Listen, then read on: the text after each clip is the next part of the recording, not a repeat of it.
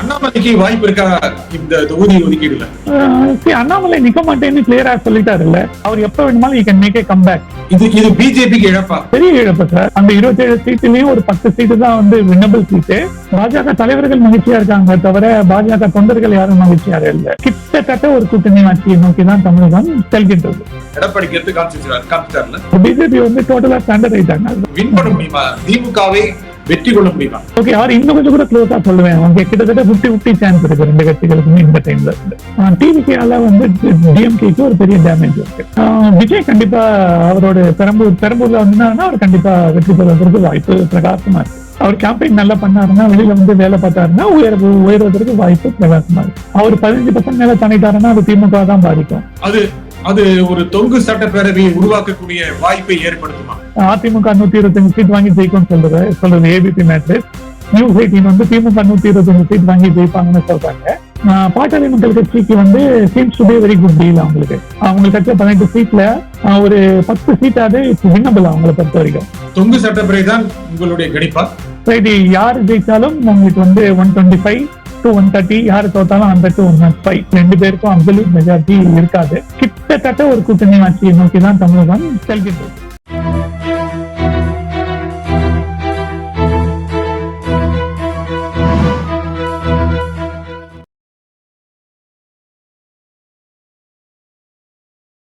வணக்கம் நண்பர்களே. தொகுதி பங்கீட்டில் முந்துவது யார்? பாஜக சமரசம் செய்து கொண்டதா? அண்ணாமலைக்கு வாய்ப்பு இருக்கிறதா?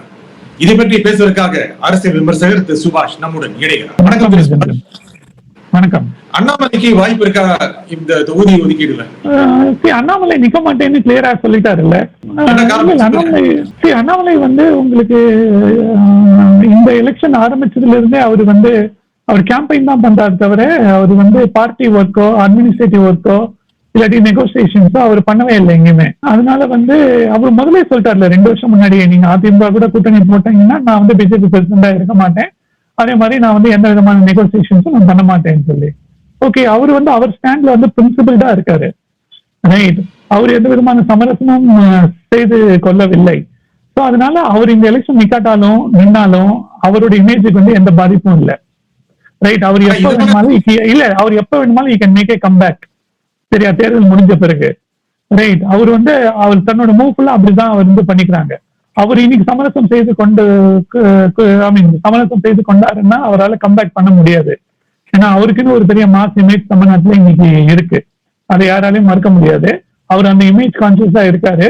அவரு வந்து இந்த தேர்தலை பொறுத்த வரைக்கும் எந்த சமரசமும் செய்து கொள்ளவில்லை. அதே மாதிரி அவர் நிற்பதற்கும் எனக்கு தெரிஞ்ச வாய்ப்பு இல்லைன்னு நினைக்கிறேன். ரைட், அவரு நிக்க வேண்டிய தொகுதிகள் எதுவுமே அவங்களுக்கு கொடுக்கல.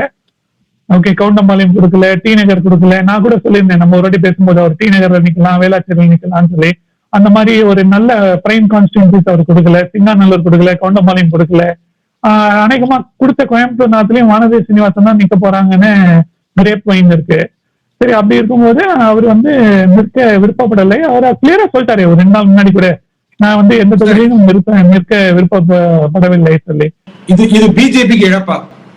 ஆமா சார், பிஜேபி பெரிய சமரசம் சார், பெரிய இழப்பு சார். பிஜேபி வந்து 11% பார்ட்டி சார். இன்னைக்கு வந்து 11% பார்ட்டிக்கு நீ 60 சீட்ல நிக்கணும். அவங்க 27 சீட்ல தான் நிக்கிறாங்க. 33 சீட் கம்மியா நிக்கிறாங்க. எதற்காக 33 சீட்டு கம்மியா நிக்கிறாங்க? அதே மாதிரி வாங்கின 27 சீட்லயும் ஓகே, அவங்க லோக்சபா எலெக்ஷன்ல எந்தெந்த சீட்ல நல்லா பண்ணிருக்காங்களோ அந்த டாப் 10 சீட்ல பல சீட் அவங்களுக்கு கொடுக்கவே இல்லை. சரியா, அவங்க வந்து டி நகர் தான் அவங்களோட பெஸ்ட் பெர்ஃபார்மன்ஸ் வந்து லோக்சபா சீட்ல. நீ டி நகர் சீட் கொடுத்தா அவங்க ஜெயிச்சிருப்பாங்க, கொடுக்கல.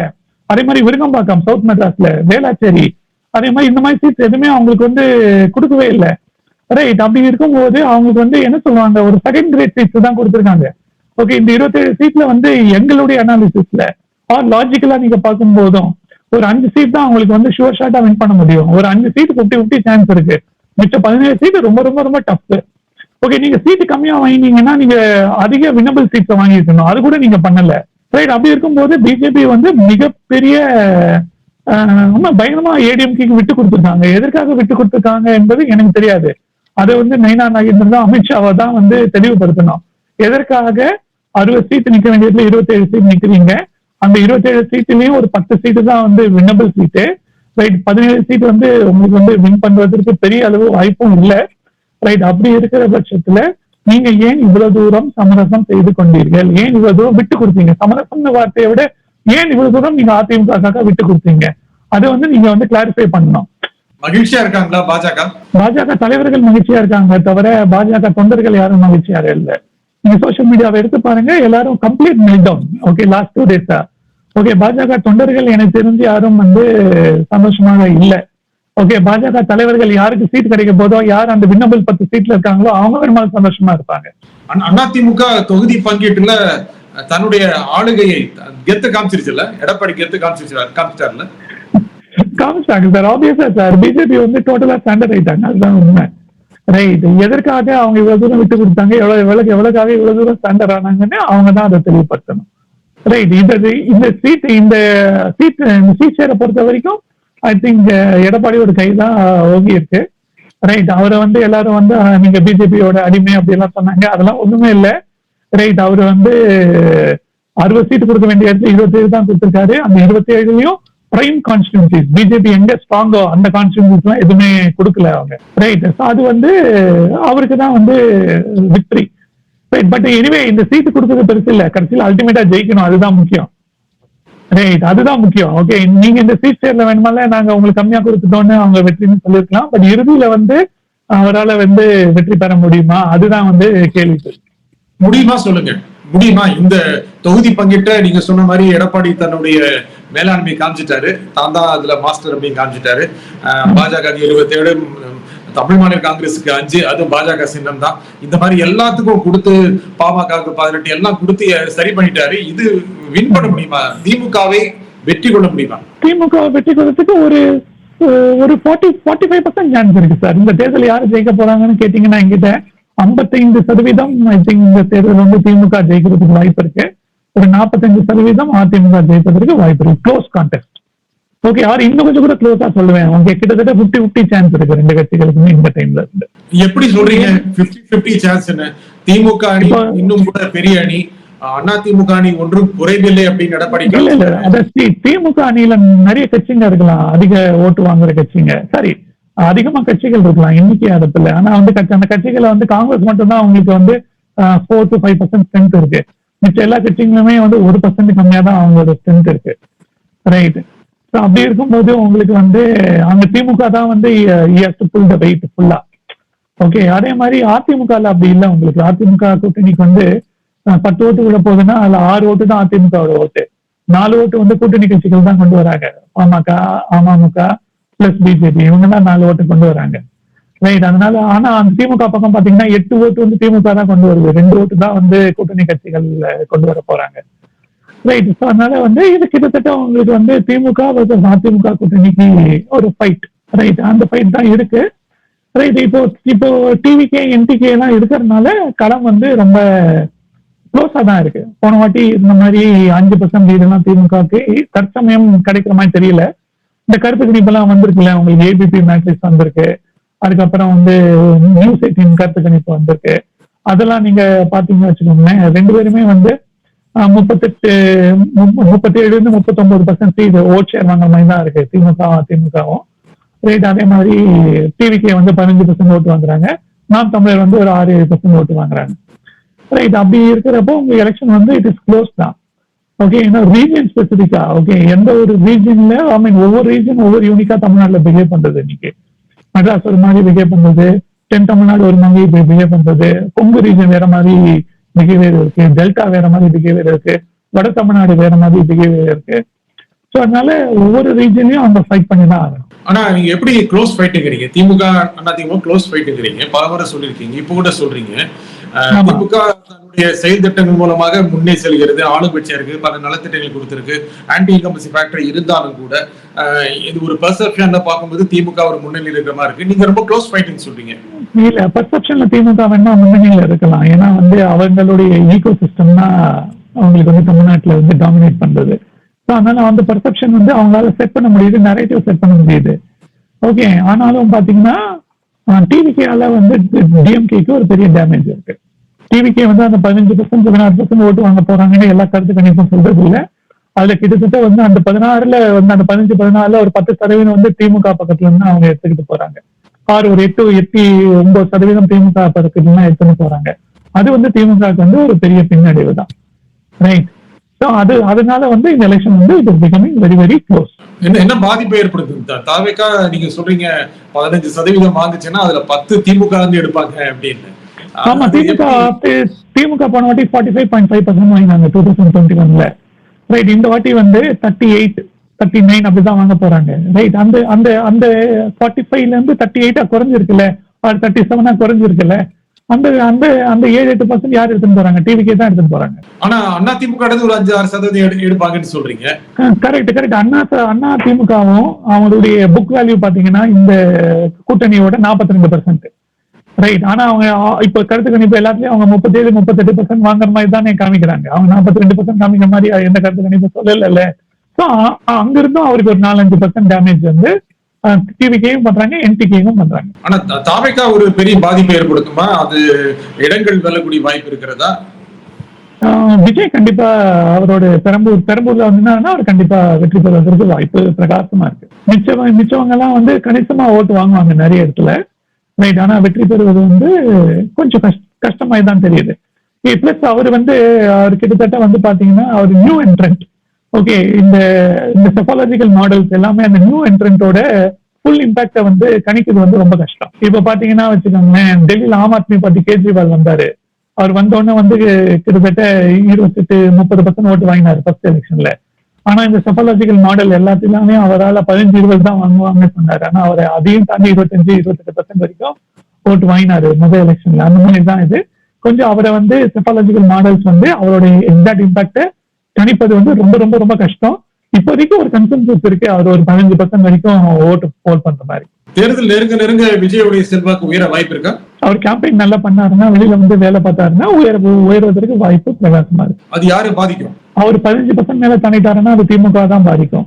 அவர் 5% கூட தாண்டல, 5% கம்மியா அவர் இருந்தாருன்னா அது வந்து அதிமுகவை பாதிக்கும். இதுதான் ஈக்குவேஷன்.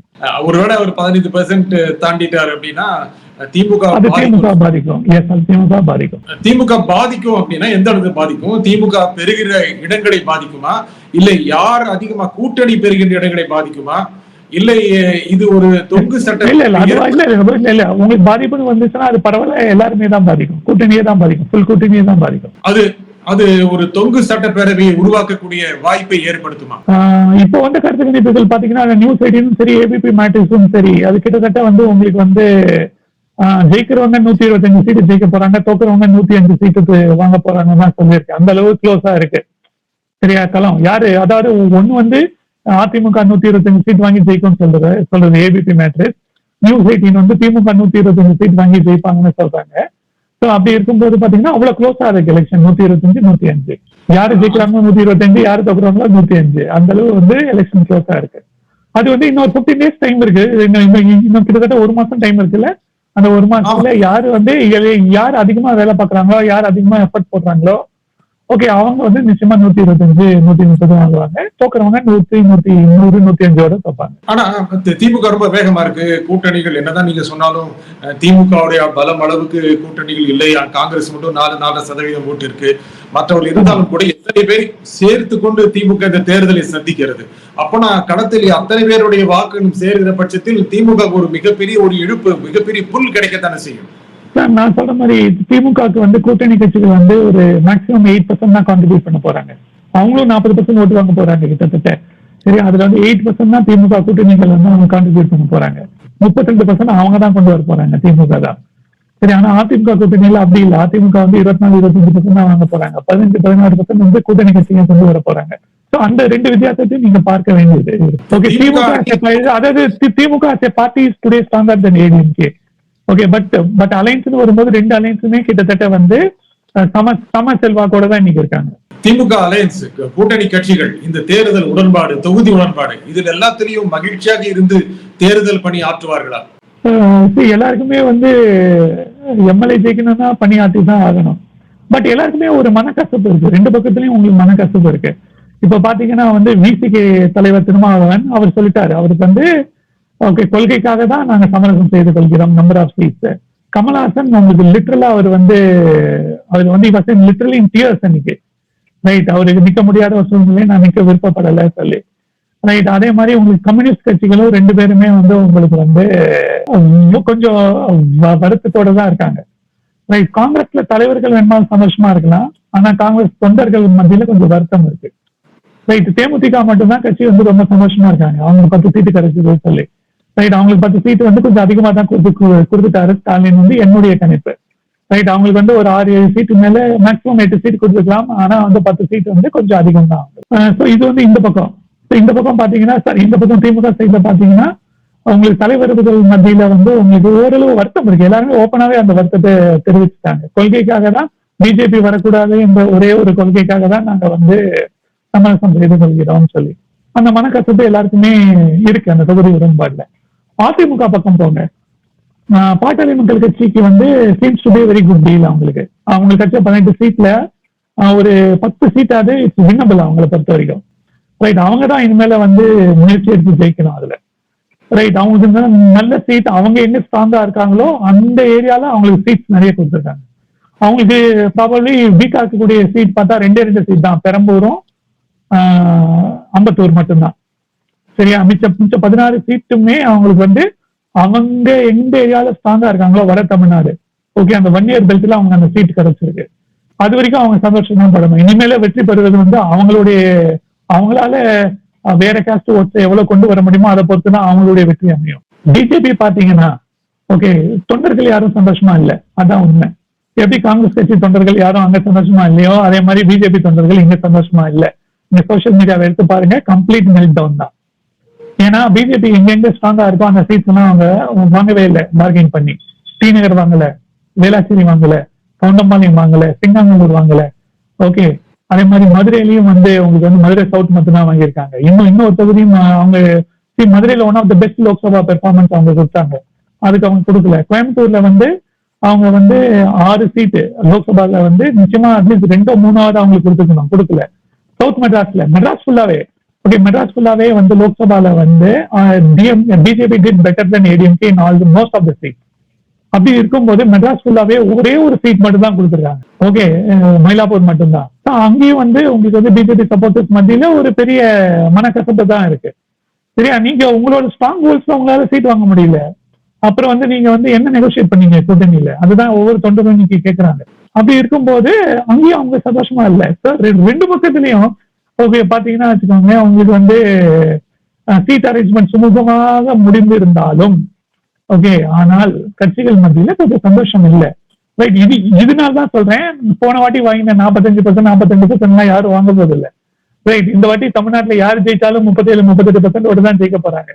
சரியா? அதுதான் உண்மை, அதான் இன்னைக்கு வந்து கலை யதார்த்தம். ஸோ அதனால வந்து மேபி 2 கூட்டணிகளும் வந்து இன்னும் கொஞ்சம் கூட சுமூகமாக, இன்னும் கொஞ்சமாக எல்லா தொண்டர்களும் சந்தோஷமா இருக்கப்படி டீல் போட்டுக்கலாம், பாசிபிள் தான், ஓகே. ஆனா வந்து போடல, அதுதான் வந்து உண்மை. தொங்கு சட்டப்பேரவை தான் உங்களுடைய கணிப்பா? It's a very close fight sir. நம்ம வந்து 2016 மாதிரி தான் சார், வெற்றி தோல்வி வந்து 1% 1% தான் நிர்ணயமாக போகுது. ரைட். யாரு ஜெயிச்சாலும் உங்களுக்கு வந்து 125 to 130, யாரு தோத்தாலும் 100 to 105. ரைட். அதுல வந்து சிங்கிள் லார்ஜஸ்ட் பார்ட்டி வந்து டிஎம்கே ஏடிஎம்கே 2த்துல யாராவது ஒருத்தர் வரப்போறாங்க. சிங்கிள் லார்ஜஸ்ட் பார்ட்டிங்க வந்து அவங்க வந்து அவங்களுக்கு மெஜாரிட்டி இருக்குமா, அது ஒரு கொஸ்டின் மார்க் இப்போ. எஸ், என்னை பொறுத்த வரைக்கும் தற்சமயம் பாத்தீங்கன்னா 2 கூட்டணியிலும் ஏதாவது ஒரு கூட்டணிக்கு மெஜாரிட்டி கிடைச்சிடும். ஆனால் இண்டிவிஜுவலா பார்ட்டிஸ் பாத்தீங்கன்னா உங்களுக்கு வந்து ஏடிஎம்கே 2 பேருக்கும் அப்சல்யூட் மெஜாரிட்டி இருக்காது. கிட்டத்தட்ட ஒரு கூட்டணி ஆட்சியை நோக்கி தான் தமிழகம் செல்கின்றது. இந்த நிகழ்ச்சியில் உங்கள் கருத்துக்களை குறிப்பாக திரு சுபாஷ், மிக்க நன்றி. நன்றி. மீண்டும் ஒரு நிகழ்ச்சி சந்திப்போம். நன்றி, வணக்கம்.